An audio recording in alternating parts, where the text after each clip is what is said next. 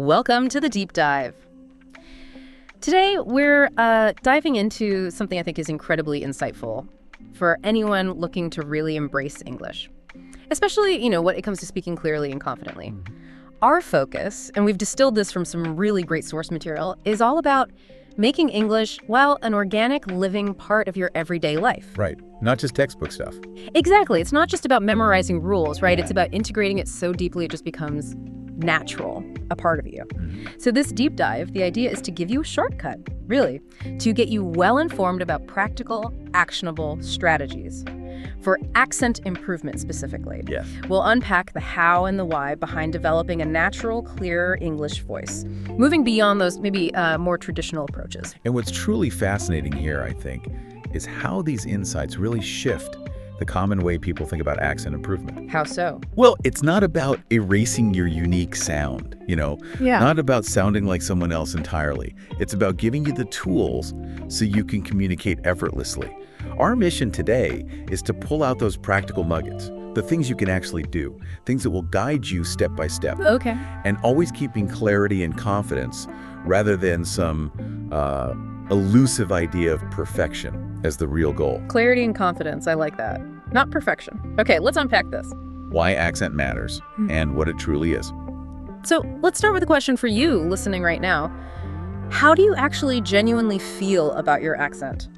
Have you ever maybe hesitated to speak or felt a little, self-conscious using English? It's a really common feeling. It is, isn't it? And it brings us to a really crucial point. What exactly is an accent anyway? And why does our source material say it's important beyond just, pronunciation? It's a really compelling place to start, isn't it?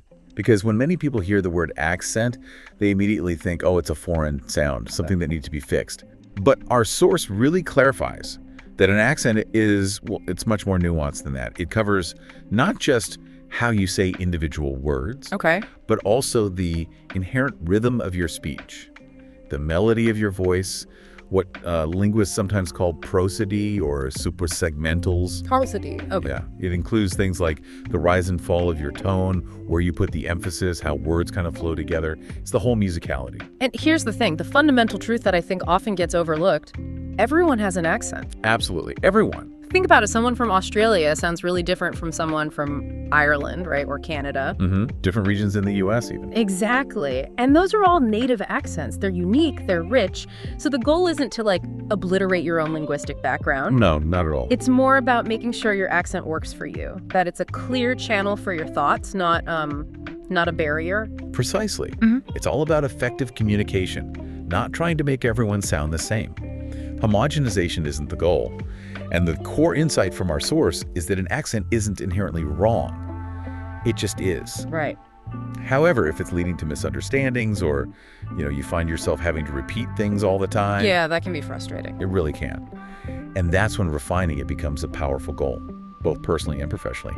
The benefits that are outlined in the material we looked at are just incredibly practical, super far-reaching. Like what? Well, improving your accent significantly boosts your clarity. And that, in turn, ramps up your confidence in pretty much any English-speaking situation. Imagine, say, walking into a job interview, articulating your ideas with such precision that your message just lands instantly, leaves a really strong, positive impression. Huge difference. Huge. And beyond just formal settings, that clarity helps build deeper, more authentic connections socially, too. Friendships can flourish without that friction of constant miscommunication. Yeah, you feel more connected. It really empowers you to participate more fully, more confidently in the English-speaking world. That's a really empowering way to look at it, actually. So if you've ever felt that, that little twinge of shyness or felt like you're alone in this challenge, please remember, you are absolutely not alone. This is such a common part of learning a second language. Universal, really. And the really good news, which our source definitely underscores, is that significant improvement. It's totally within reach, one manageable step at a time. Yeah. This isn't about scaling Mount Everest overnight. It's more like a steady, consistent climb little by little. And that's the beauty of the approach we're about to really dive into. It's built on simple stuff, practical methods, things that are actually highly effective. Okay. We'll explore daily listening tips, speaking tips, how to engage with real sentences in a way that actually helps, and most importantly, how to consciously train your ears, your mouth, and your voice. The whole philosophy is, slow, clear, very beginner-friendly, making sure you build those foundational habits that actually stick. Training your ears. Okay, building on that foundation Yeah. let's turn to the starting point for accent improvement. And, it might not be what you first think. When most people decide, okay, I want to improve my spoken English, what's the first instinct? Often it's like, pick up a book and read out loud, right? Very common, yes. But the source material we looked at makes this really fascinating, almost counterintuitive point. To truly improve your accent, your main tool isn't your eyes. It's your ears. That's such a critical distinction because to accurately produce English sounds, your brain first needs to correctly perceive them, hear them properly. Okay, perceive before produce. Exactly. And the reason listening is so much more important than reading, initially at least, comes down to what linguists call the orthographic depth of English. Orthographic depth.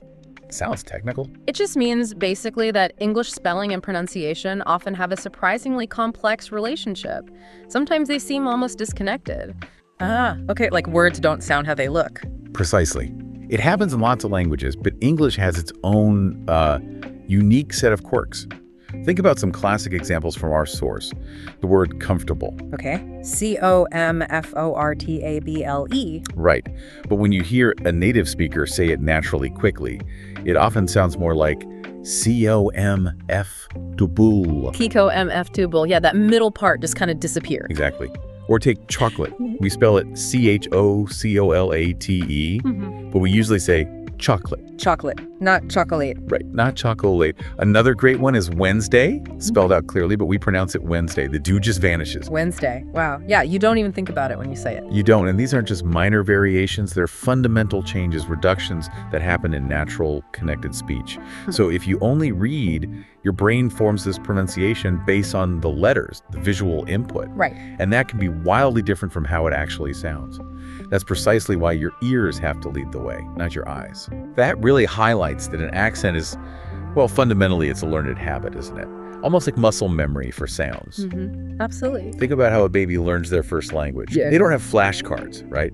No phonics lessons. No, just immersion. Exactly. They're just swimming in sound, hour after hour, day after day, absorbing the sounds, the rhythms, the intonation, all those natural reductions of their native tongue. Our source suggests we should approach English in much the same way. By actively training our ears to truly hear and internalize the spoken language before we try too hard to reproduce it. It's like rewiring your brain, almost. Yeah. It's a powerful neurological principle, really. By focusing intently on that auditory input, you're building up this robust mental library of authentic English sounds and patterns. Sound library, I like that. Yeah. And that library, in turn, primes your vocal apparatus, your mouth, your tongue, to replicate them more accurately when you do speak. It's about developing strong phonological awareness. That's the ability to recognize and even manipulate the sound structure of a language. Okay, let's try a quick guided listening practice right now then. We'll say a sentence and we invite you, listening, to listen really intently. Focus not just on the words, but on the sound, the music of the sentence, the rhythm. Try to identify where the stress falls naturally, how the voice moves. Don't worry about repeating it, just absorb, soak it in. Okay, first one. The rain in Skane falls mainly on the plain. Can you hear that steady rhythm, that almost consistent beat? Exactly. Okay, next one. Excuse me, where is the nearest bookstore? Notice how the voice goes up a bit on bookstore, signaling a question. Yeah, that upward tilt. And finally, I woke up, had breakfast, and then went to work. Yeah.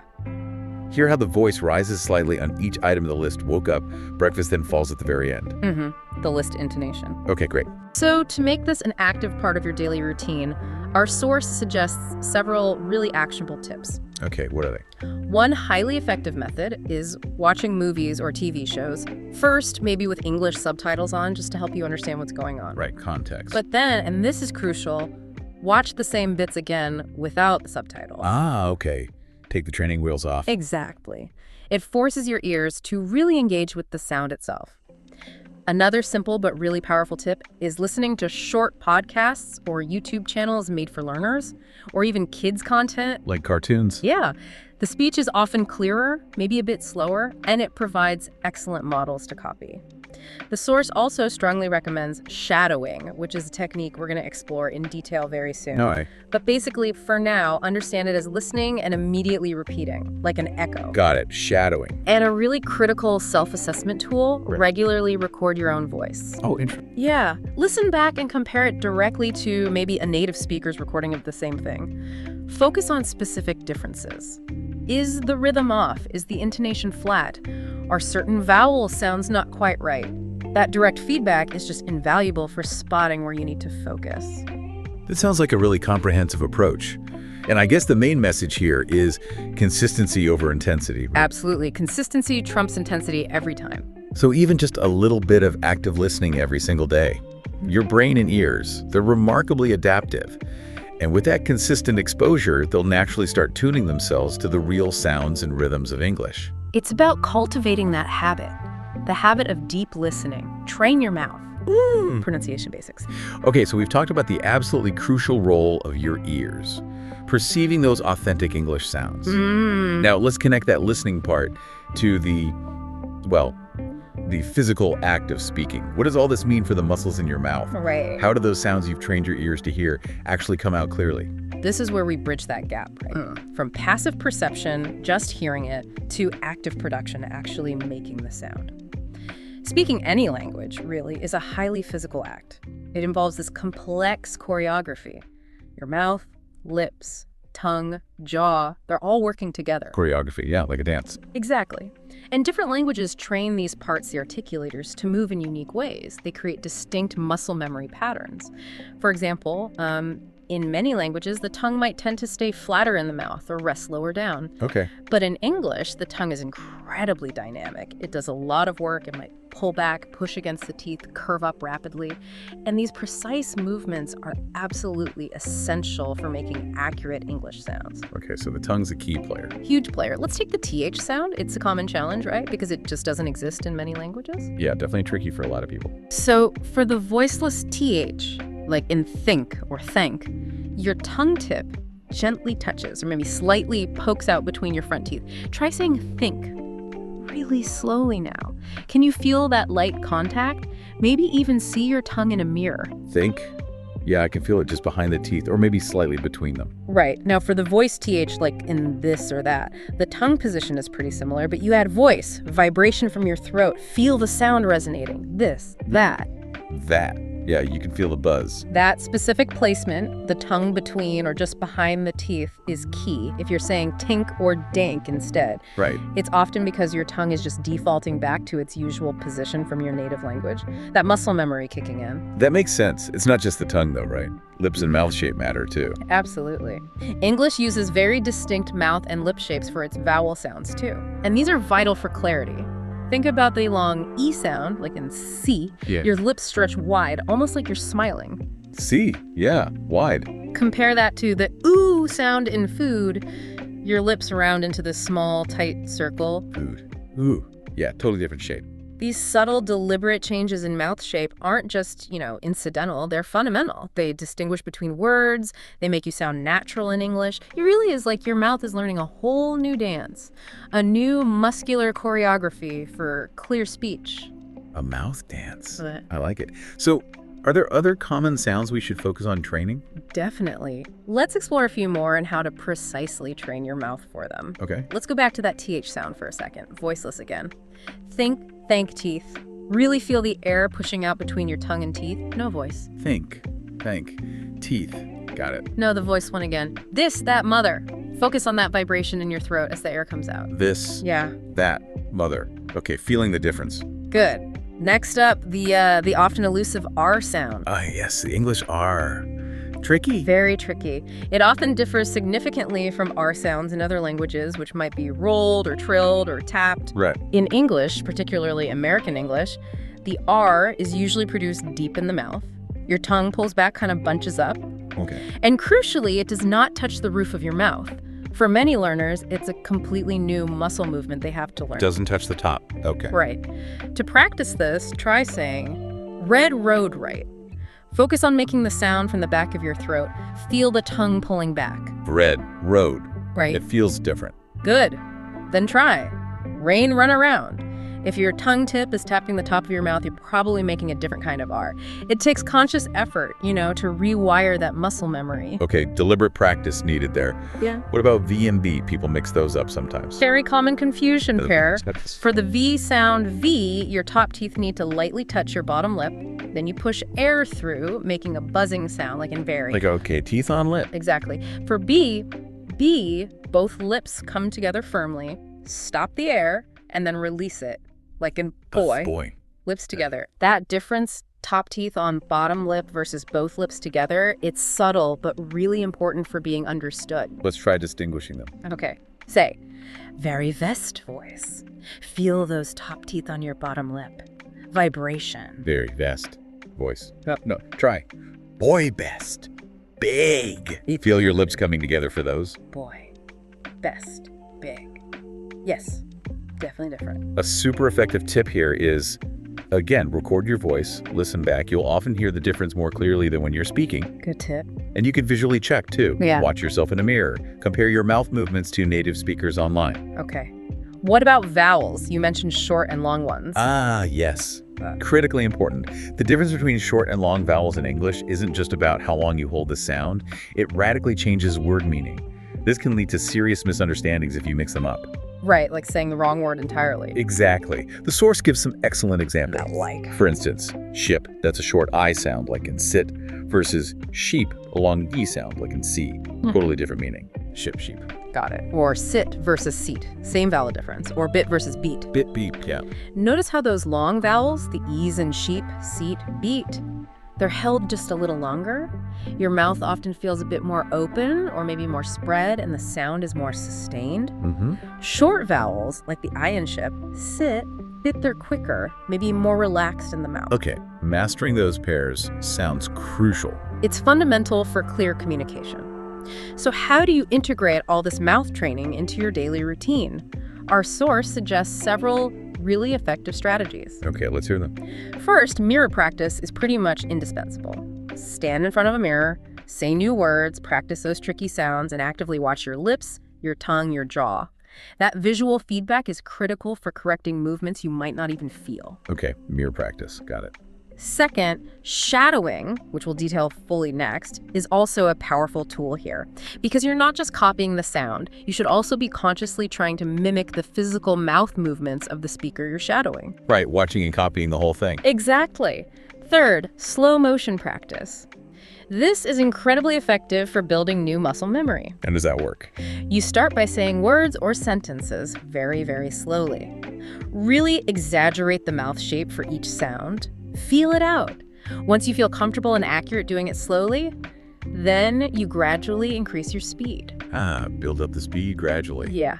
It's a systematic way to ensure precision before speed. And fourth, practicing with minimal pairs. Like ship sheep. Exactly. Those word pairs that differ by only one sound, like pat versus bat, or feel versus fill, or think versus sink. Practicing these helps you train both your ear to distinguish the sounds and your mouth to precisely produce them. It helps prevent those common misunderstandings. Minimal pairs. Okay, that sounds like a focused way to practice. It really is. It might feel a bit awkward, maybe exaggerated at first. Yeah. Like learning that new dance move where your body just feels clumsy. Totally normal. But I guess the message is, don't shy away from it. Definitely not. With consistent, intentional daily practice, your mouth muscles will adapt. They'll gain agility, and your voice will start producing sounds that are clearer, smoother, and just much more confident. So the takeaway is, speak slowly at first, make sure you open your mouth fully, and really focus on the precise shape and sound. That deliberate practice builds that strong foundation. It really does. The music of English. Stress, rhythm, and intonation. Okay, so we've tuned our ears to hear English accurately. And we've started training our mouths to physically produce the specific sounds. Now let's dive into what really gives English its character, its flow. You called it the music. Yes, the music. English isn't just, a string of individual words. It has this rich melody, a dynamic pulse. But what does this music actually involve? And how does getting it right impact how well you communicate and how easily people understand you? This is really where spoken English comes alive. This music, fundamentally, it's composed of three key elements, all interconnected: stress, rhythm, and intonation. Stress, rhythm, intonation. Think of it like conducting an orchestra. You don't just have instruments playing individual notes randomly, right? Yeah. You emphasize certain notes, that's stress. Wow. You create a steady beat or flow, that's rhythm. And you guide the overall melody, making it go up and down, that's intonation. English works on very similar principles. Okay, that analogy helps. Let's break them down. Stress first. Right. Let's begin with word stress. In English, most words that have two or more syllables aren't spoken with equal emphasis on each part. One syllable gets a stronger, clearer beat. That's the word stress. For instance, we say table. The stress is on the first syllable. We don't say table, Right. table, or doctor. Emphasis on the first syllable, doc.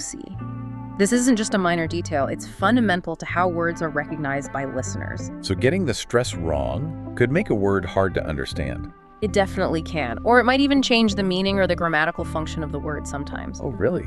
Like how? Consider the word record. If you stress the first syllable, record, it's the noun, like a musical album or a written account. Record. Okay. But if you stress the second syllable, record, it's the verb, meaning to capture sound or information. Record. Wow. Same spelling, different stress, different meaning. Exactly. So misplacing the stress can make a word sound unfamiliar or even lead to confusion about what you mean. That distinction is incredibly important then. Let's try to practice that beat. Can you give us some examples to repeat, focus on the stressed part? Sure. Listen carefully to the emphasis and try to replicate it. Let's try some with early stress. Celebrate university. Comfortable. Celebrate university. Comfortable. Okay. Now, somewhere the stress falls later in the word.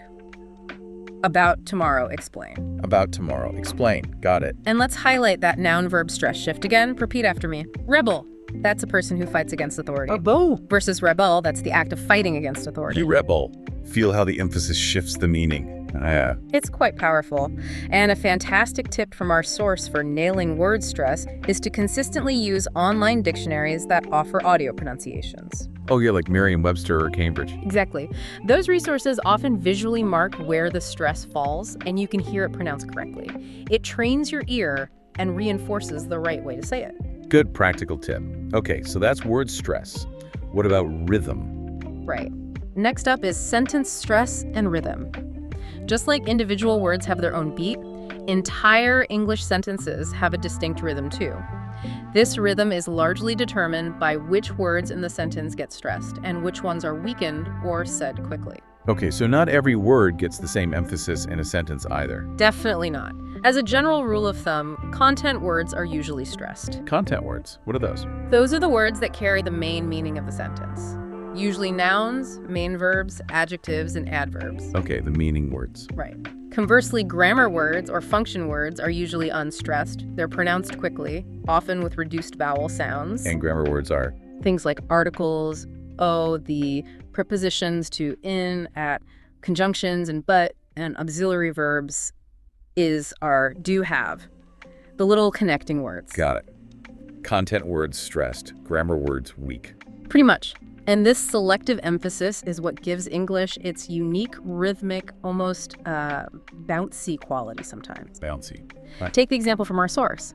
I want to go to the market tomorrow. Okay, I want to go to the market tomorrow. See how want, go, market, and tomorrow stand out? They're the strong, stressed words carrying the core message. Yeah, they pop out. And the other words, I, to, they're weakened. They almost glide quickly between those strong beats. Right, they're shorter, less clear almost. Exactly. It's this interplay, this contrast between the strong and weak beats that creates the natural flowing rhythm of spoken English. Without it, speech can sound very flat or choppy or even robotic. Okay. Can we practice some sentences to feel that rhythm? Absolutely. Let's try a few. Try to say them with a pronounced beat, maybe even tap your hand or foot gently to feel the pulse. She works at a bank in London. She works at a bank in London? Yeah. Feel those strong words? Good. How about we're going to the movies tonight? We're going to the movies tonight. Getting that flow. Those quick, unstressed words linking the strong ones. Nice. One more. They have been waiting for an hour. They have been waiting for an hour. Notice how have been almost squishes together. Exactly. That's vowel reduction in action on the unstressed words. That phenomenon is called stress-timed rhythm, by the way. It's a key characteristic of English. Stress-timed them. Unlike some other languages, syllable-timed ones, where each syllable gets roughly equal time. In English, the time between stressed syllables tends to be more consistent. It doesn't matter how many unstressed syllables are crammed in between. They just get said faster to keep the rhythm. Interesting. Okay, so stress, rhythm, what was the third element? Intonation. Intonation, right, the melody. Exactly. This refers to the melodic movement of your voice, how it rises and falls as you speak. All right. And intonation is incredibly powerful because it conveys so much meaning beyond the words themselves. It signals emotion, attitude, and can even differentiate between types of sentences, like statements versus questions. Often, the true meaning or intent of a sentence lies in its intonation. Okay, so it's about the tune of the sentence. Precisely. Our source highlights 3 common types of intonation patterns in English. 1. Falling intonation. Your voice drops down at the end of a phrase or sentence. This is most common for statements, commands, or answers. It conveys certainty or finality, like, I live in Barishal. Voice drops definitively. You're done with the thought. Okay, falling for statements. 2. Rising intonation. Your voice goes up at the end. This is typical for yes-no questions. It signals you're expecting a yes or no answer, or maybe shows uncertainty or incompletion, like, hey, you like tea? Voice goes up. It invites a response. Right, rising for yes-no questions. 3. Rise-fall intonation. Your voice goes up and then comes back down, often within the same phrase or on the last stressed word. This is frequently used for lists, what questions, who, what, where, why, or to convey things like surprise, strong interest, or offering choices. Okay, rise, fall for lists and we questions. Often, yes. For example, in a list, I like apples up, bananas up, and mangoes down. The voice rises on the items, then falls on the last one to signal the list is complete. Apples, bananas, and mangoes. Yeah, I can hear that. Or for a question like, what's your name? Your voice might rise slightly on name, then fall, signaling you're asking for specific information. What's your name? Rise, fall. Okay. These patterns add so much nuance. Let's try a quick mini practice then to really feel the impact of intonation. Try saying these. Really pay attention to the musicality, the tune of your voice. First, what's your name? Say it with a friendly, slightly rise-fall tone, dropping at the end, like you genuinely want to know. Yep. Now you try. Versus, do you speak English? Say this with a clear rising tone at the end, asking for a yes-no answer. You try that one. You can really feel how different they sound, right? Saying the same sentence with a flat, monotone voice sounds almost robotic. It's a huge difference. Compared to when you use this natural melody. Intonation is really what makes English sound alive and expressive. It makes a profound difference in how natural you sound, how engaging, and frankly, how clear your speech is. If we connect this back to the bigger picture, mastering these elements, stress, rhythm, and intonation, isn't just about sounding more native, whatever that means. It's about achieving a level of fluency and clarity that lets you sound natural, confident, and genuinely connected to the language and to the people you're speaking with. It moves you beyond just saying words to actually communicating your message with the precise emotion, emphasis, and intent you really want. Absolutely. So maybe a final thought for this section.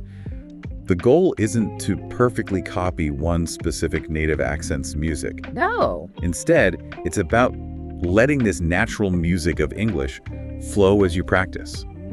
Listen hard to native speakers. Actively try to copy their melodic patterns, internalize that rhythm, and, as always, record yourself. That personal feedback is so valuable for checking if your stress and intonation are matching what you hear. It helps you fine-tune your own internal musical ear. You're not just learning words, you're learning to truly sound like a natural, effective communicator in English.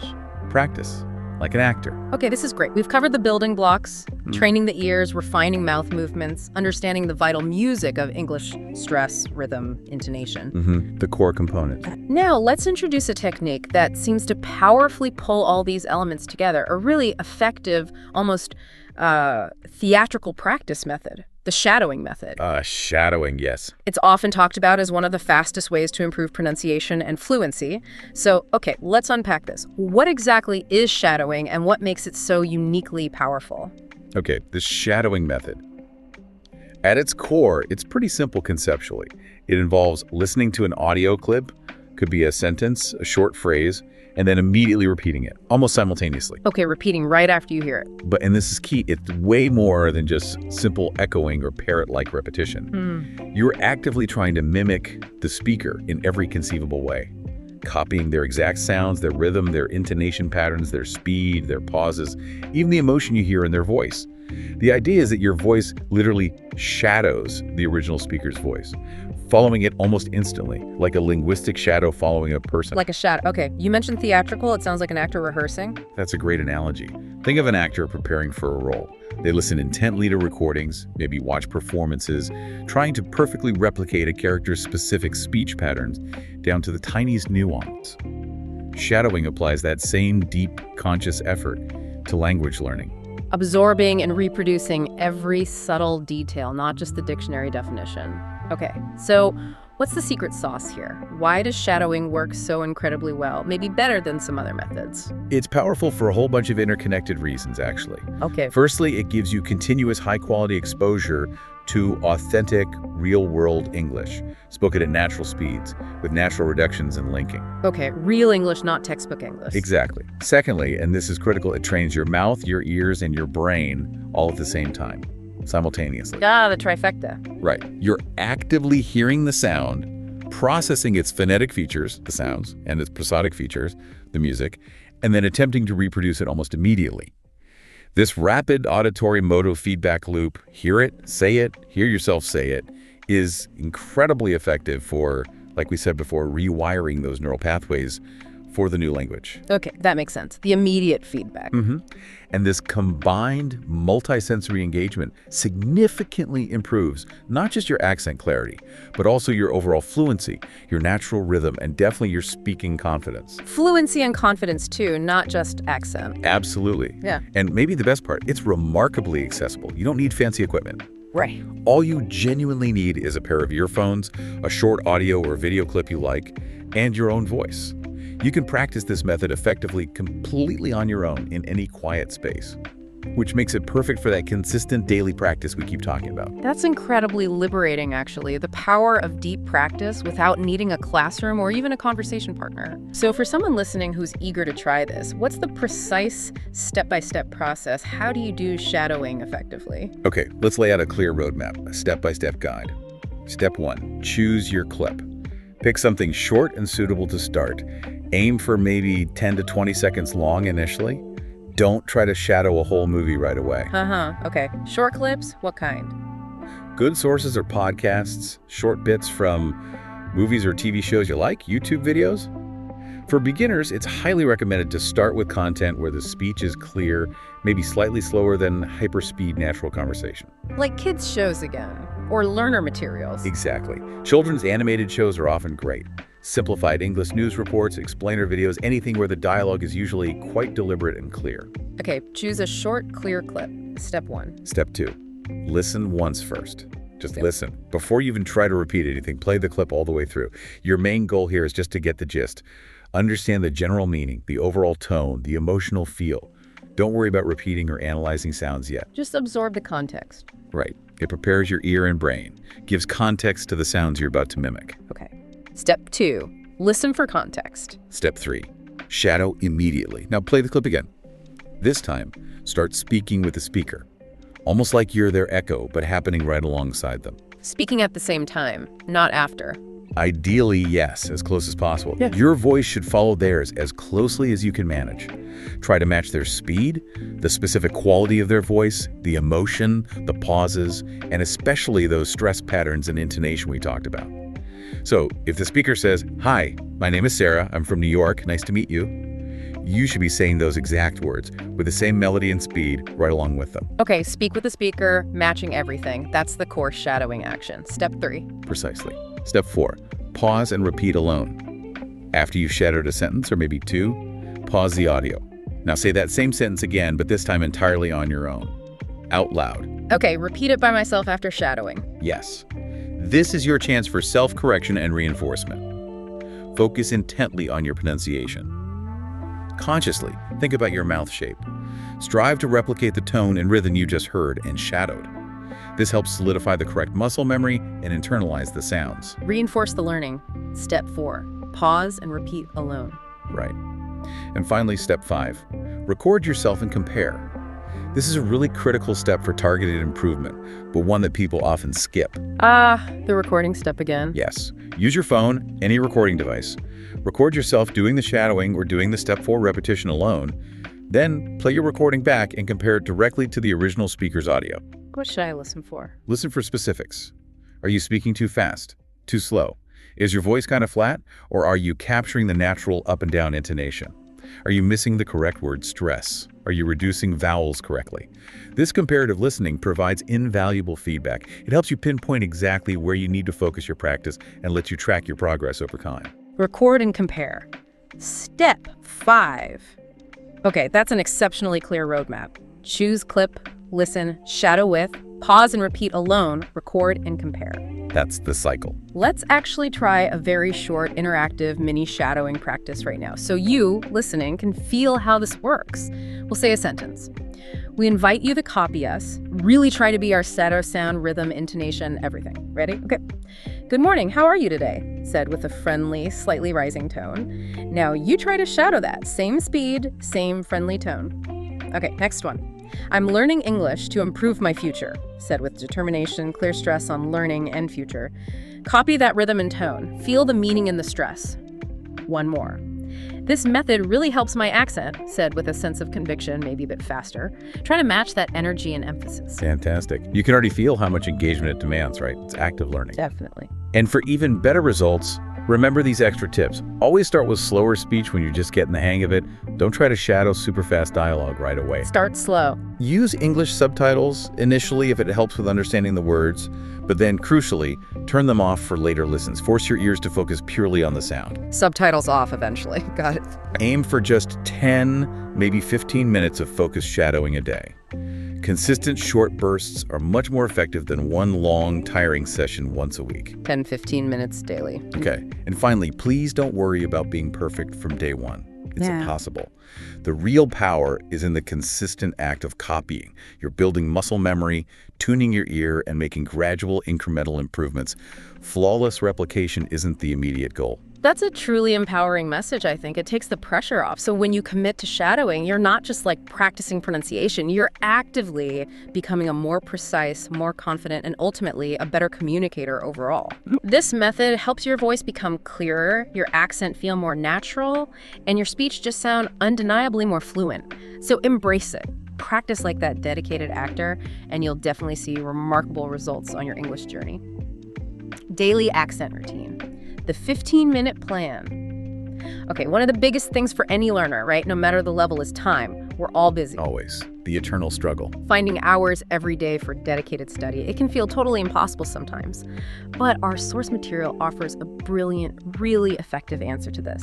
A smart, impactful 15-minute daily routine. Yes, just 15 minutes. And the emphasis is that this plan is genuinely not hard. It's not boring. And you can pretty much slot it in anytime, anywhere, first thing in the morning, maybe during a lunch break, winding down before bed. That's the core philosophy behind it. Small, consistent, focused effort yields really significant results over time. It's manageable. Okay, 15 minutes I can probably find. Let's break it down. What does this powerful routine look like, step by step? All right, let's walk through this highly effective 15-minute daily plan, segment by segment. You'll see how achievable and powerful it is. Step 1, ear warm-up. This takes just 3 minutes. 3 minutes, okay. What do I do? You begin your routine by simply immersing yourself in authentic native English sound. Choose a short audio or video clip. Could be anything. Maybe a bit of Peppa Pig, like we mentioned. Peppa Pig again. Hey, it works. Excellent for clear, slightly slower speech. Or maybe an easy interview from BBC Learning English on YouTube, or a documentary segment you find interesting. During these 3 minutes, your only job is to listen intently. That's it. Don't speak yet. Just listen. Just listen. Focus on absorbing the rhythm, the natural intonation. If it's video, try to consciously watch the speaker's mouth movements too. This is your brain just getting used to the music of English again, warming up those auditory pathways, preparing itself for the active work to come. That sounds like a really smart, low-pressure way to start, just easing your brain into the English soundscape. Exactly. It allows for pure absorption without that immediate pressure to perform, which can feel overwhelming sometimes. Yeah, definitely. Okay, 3 minutes, ear warm-up. Then what? Then we transition to step 2, shadowing practice. This is for 5 minutes. 5 minutes of shadowing, okay. From the audio you just listened to in your warm-up, pick out maybe 2 or 3 short, manageable sentences. Now you actively engage your voice.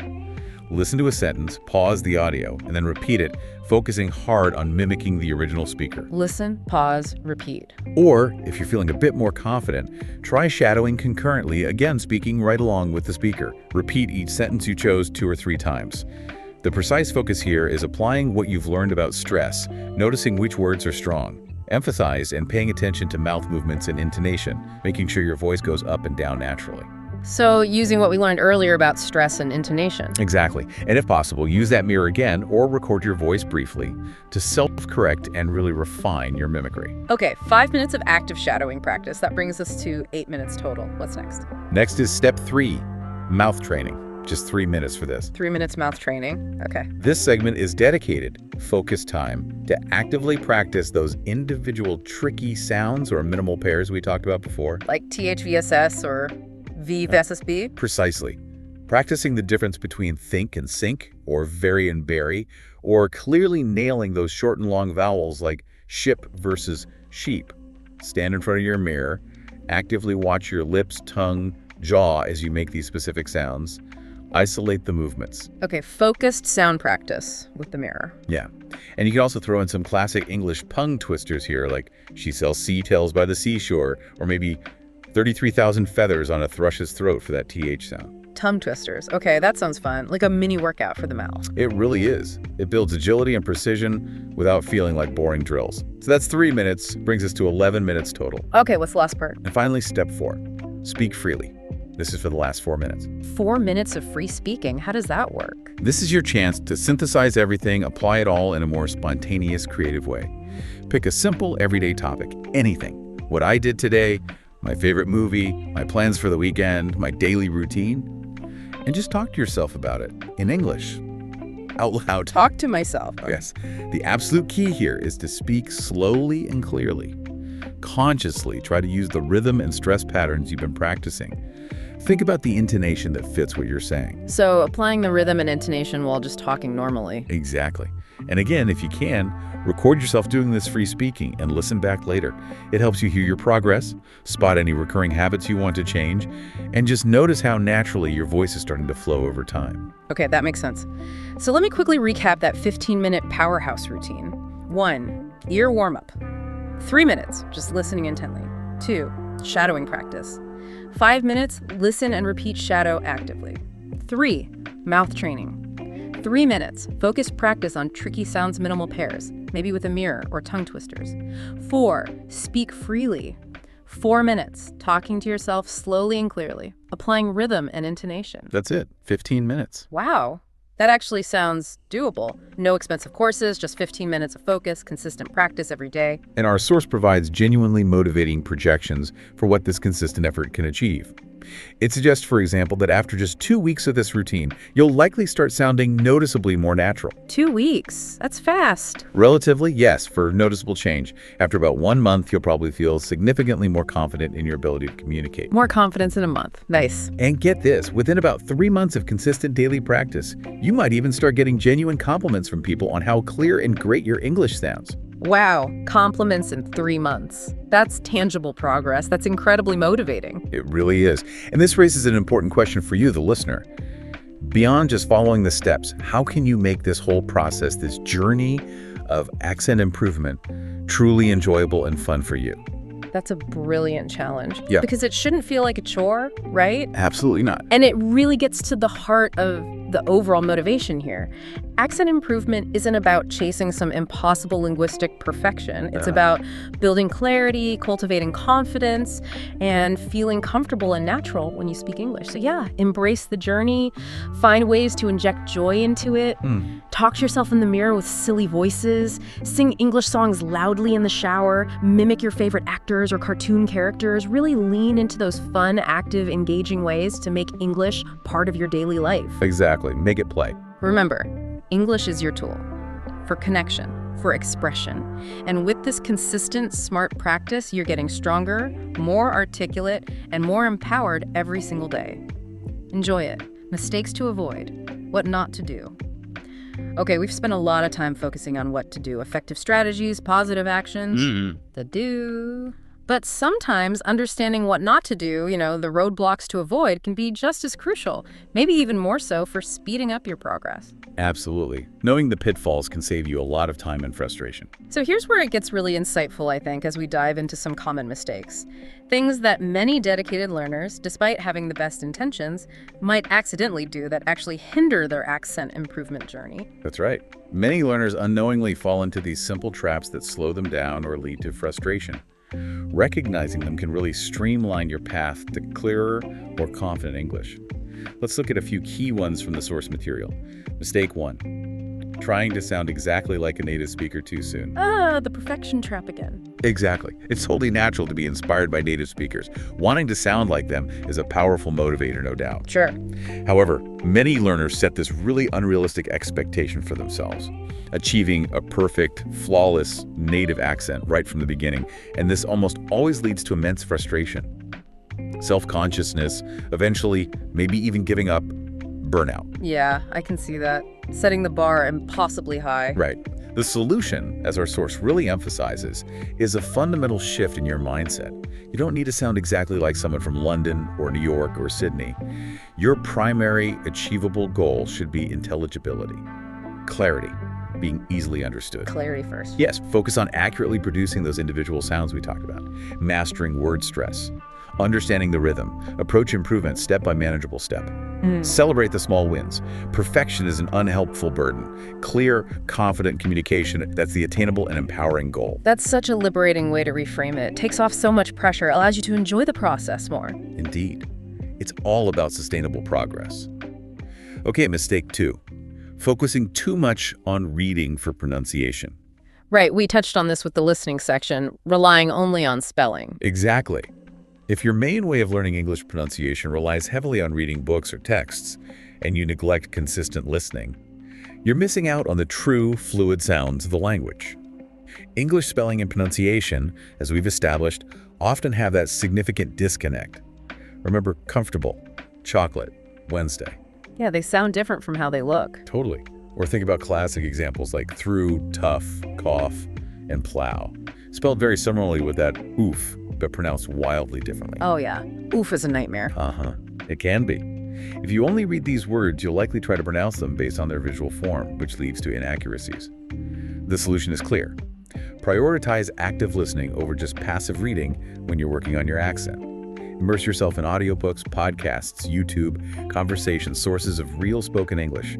Don't rely solely on the visual cues of text for sound. Hear it more than you see it. Got it. Precisely. Okay, mistake 3. Ignoring mouth movement. Forgetting the mouth dance. Haha, yes. Forgetting the choreography. As we detailed earlier, your mouth, lips, tongue, jaw, they are active participants in making sounds. If you're not consciously training these muscles, you're probably just defaulting back to the ingrained muscle memory from your native language. Right, the old habits. Yeah, and those habits often result in sounds that don't quite match standard English phonetics. Maybe your jaw is too tight or too relaxed, maybe your tongue isn't moving enough, or it's in the wrong place. This can lead to reduced clarity. The solution is to actively practice in front of that mirror again. Observe how your lips and tongue move when you speak English. Record your voice, compare it to native speakers, paying attention not just to the sound, but also looking at videos of their mouth movements. Watch native speakers' mouths. Yeah. Even small, deliberate adjustments to how you use your articulators can make a really substantial difference in your clarity and how natural you sound. Okay, pay attention to the physical production. Makes sense. Mistake 4. Mistake 4.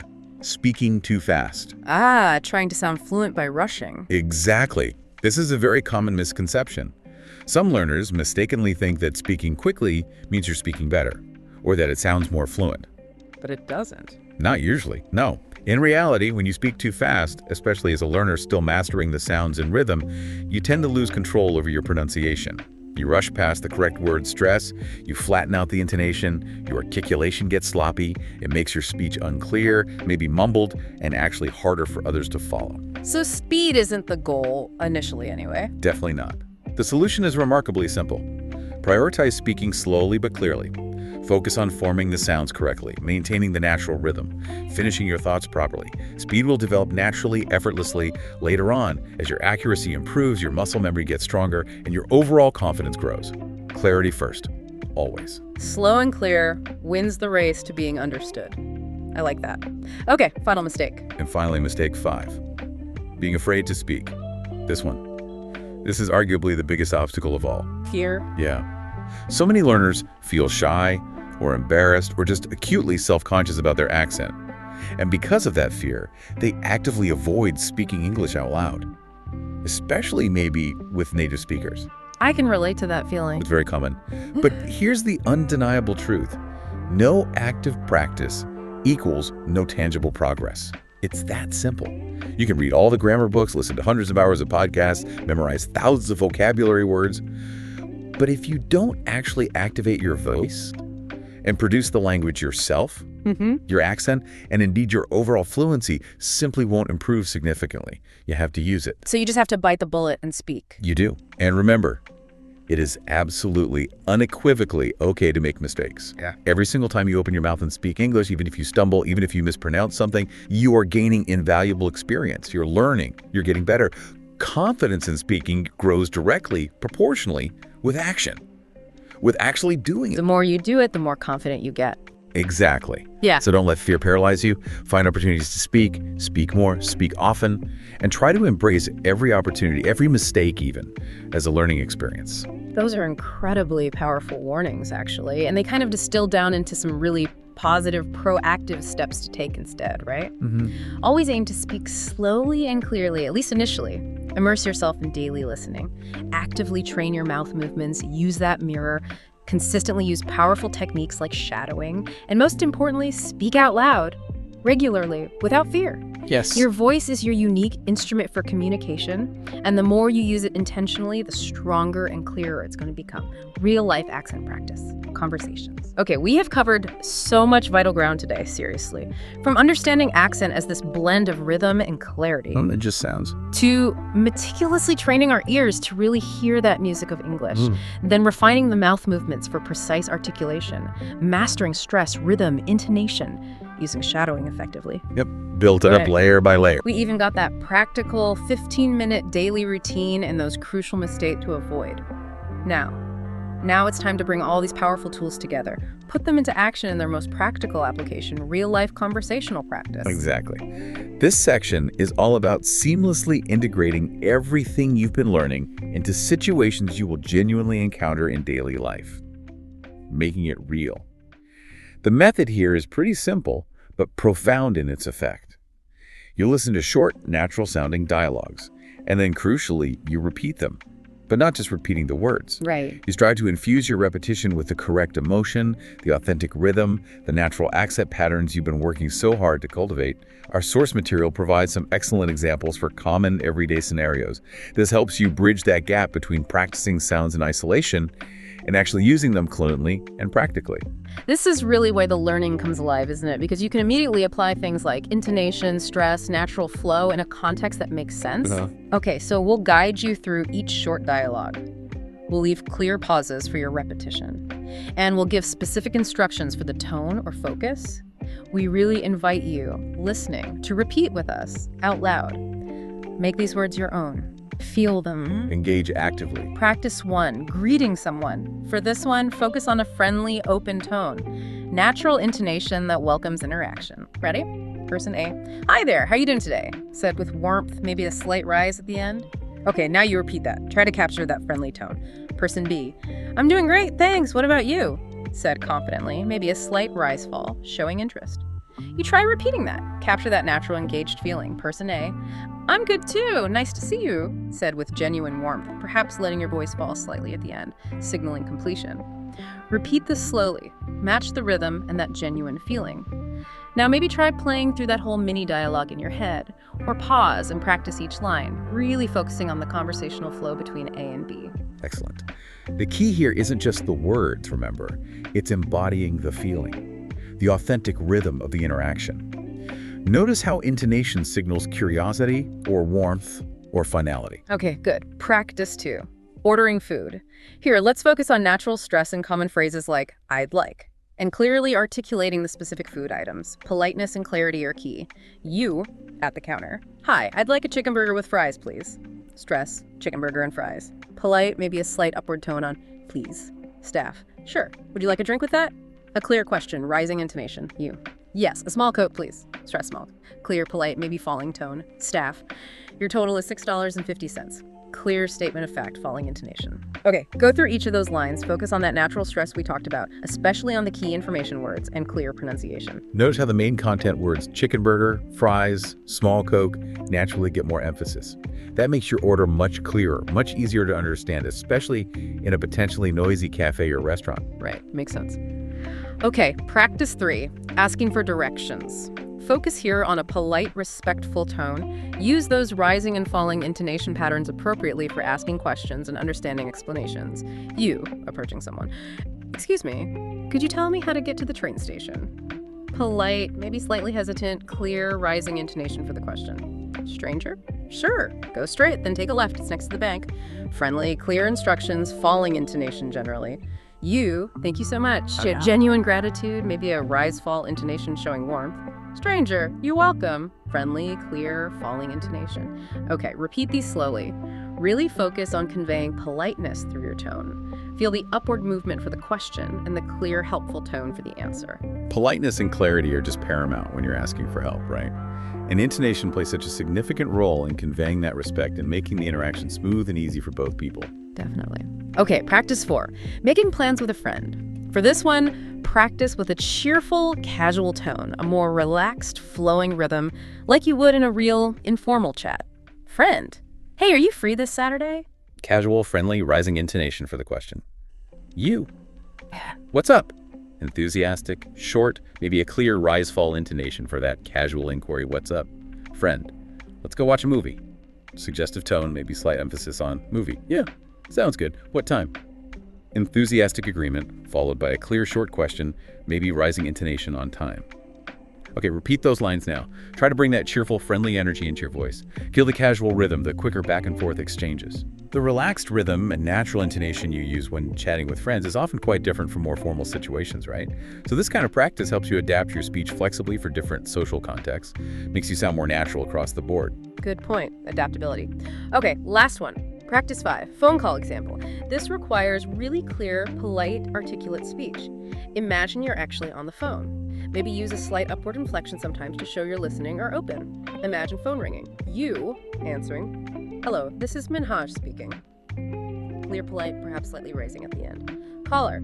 Hi, Minhaj. This is Alex. Am I calling at a good time? Friendly, clear, rising intonation for the yes/no question. You. Yes, of course. What's going on? Warm agreement, maybe followed by a slightly rise-fall intonation for the open-ended question. What's going on? Caller. I just wanted to check in about the project.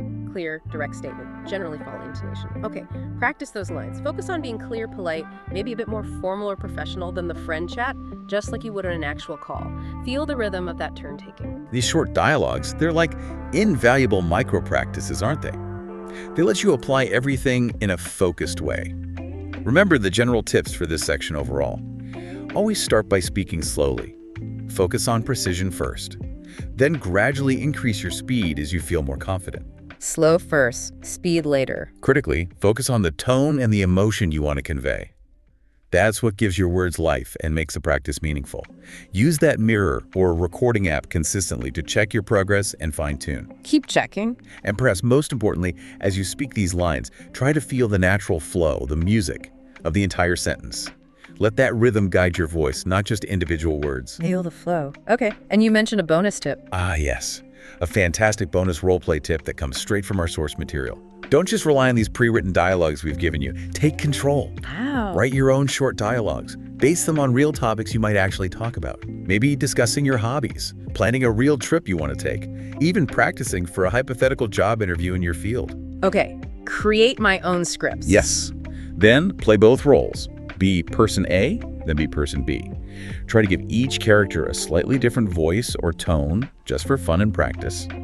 And then record the whole conversation you created. Record myself playing both parts. That sounds challenging but useful. It really is. This isn't just about accent anymore. This kind of advanced practice actively builds incredible fluency, naturalness, and that real self-assured confidence. Right. It's deeply practical and actually quite engaging once you get into it. Wow, that's a great advanced tip. And this really raises an important question for you, our dedicated listener, to think about. How will you make your English voice stronger, clearer, and more uniquely you every single day? Every single line you practice, every dialogue you engage with, whether it's one we gave you or one you created, whether you do it alone or find a practice partner, it makes you better. Don't get too caught up in chasing some distant, elusive, perfect accent. Instead, focus on the undeniable power that comes from consistent, joyful practice. Speak with enthusiasm, speak with growing confidence, and know that your English voice is developing, it's gaining power.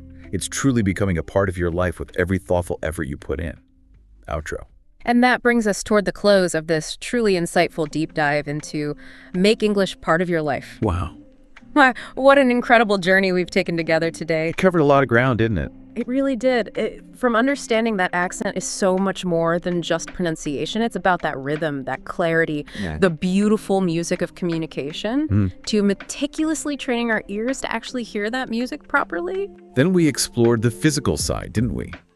Training the mouth for those precise sounds, delving into the real artistry of stress, rhythm, and intonation. Right, and then immersing ourselves in that super effective shadowing method. Followed by that practical, consistent 15-minute daily routine, making it manageable. Yeah, and spotting those crucial mistakes to avoid, finally bringing it all together with that real-life conversational practice. It really built up step by step. It's just abundantly clear now, isn't it, that truly integrating English isn't some passive thing you just absorb. No, not at all. It's an active process, dynamic, wonderfully integrated. It's about making English a natural, hopefully joyful, and deeply functional part of your everyday existence. Whether you're actively listening to something like this, practicing in front of a mirror, shadowing a clip, or simply talking to yourself about your day, it all counts. And this is precisely where the true value lies, I think. The transformation. Knowledge is most valuable when it's not just understood intellectually, but when it's profoundly absorbed and diligently applied, put into practice. Right. Knowing isn't enough. Doing is key. Exactly. The overarching goal here, remember, isn't some unattainable perfection. It's that empowering combination of clarity, confidence, and comfort in your unique English communication, making your voice heard effectively. So as you go about your day today, maybe think about this final provocative thought. What specific small step, maybe something infused with a sense of joy or curiosity, will you take today to make English an even more integral and delightful part of your daily life? That's a truly fantastic question to leave everyone with, a call to immediate, enjoyable action. We really hope this deep dive has given you not only invaluable tools and practical strategies, but also, hopefully, the motivation and inspiration to truly make English a vibrant, living part of your life. Thank you so much for joining us on the deep dive. And remember, keep learning, keep growing, keep practicing, and keep exploring the amazing world of language.